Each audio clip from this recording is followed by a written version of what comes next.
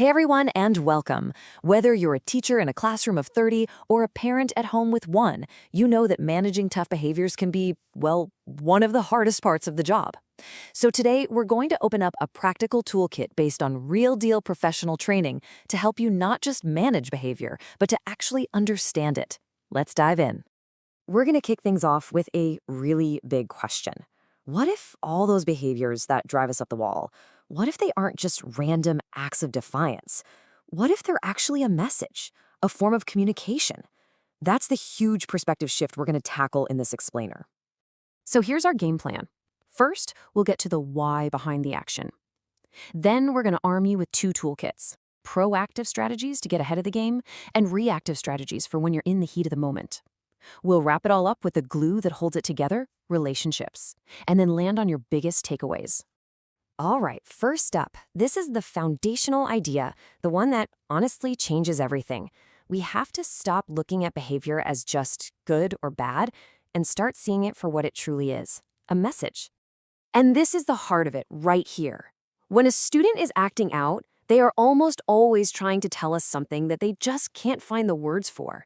They have a need that isn't being met. And you know what? Thinking this way completely changes your role. You're no longer a disciplinarian. You're a detective trying to crack the case. Now, to be a good detective, you got to know this one key term: the function of behavior. It sounds kind of technical, but all it means is the why. What purpose is this action serving for this kid? Because if we can figure out the function, we can teach a better, more appropriate way for them to get that same need met. That's the secret. And you know what?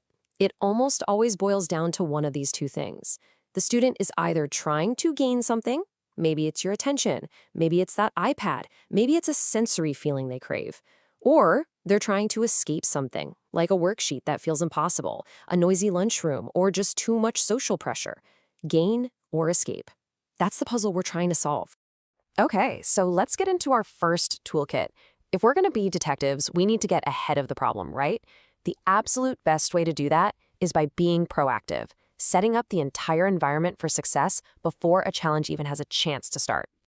I love this slide because it makes it so clear. Reactive strategies, that's putting out fires. It's necessary sometimes, but man, it is exhausting. Proactive strategies are like fireproofing the building in the first place. This is where we teach skills. This is where we find long-term solutions. This is where the real magic happens. So, what's in this proactive toolkit? Things like having super clear and consistent expectations, or a first-then board. For a kid who's always trying to escape a task, seeing first work, then iPad can be an absolute game changer. These tools aren't about control. They're all about creating safety, predictability, and clarity. And look, this stuff doesn't have to be complicated. A visual schedule, you just break down the task, find some simple pictures, and put them in order. The most important part, though, is step 4, teaching the student to check things off as they go. This simple act gives them a sense of control and can just melt away the anxiety that leads to those escape behaviors. But let's be real, even with the most amazing proactive plan in the world, tough moments are still going to happen. So what do we do when we're right in the middle of the fire? Well, that's where our reactive toolkit comes in. Okay, this is absolutely crucial.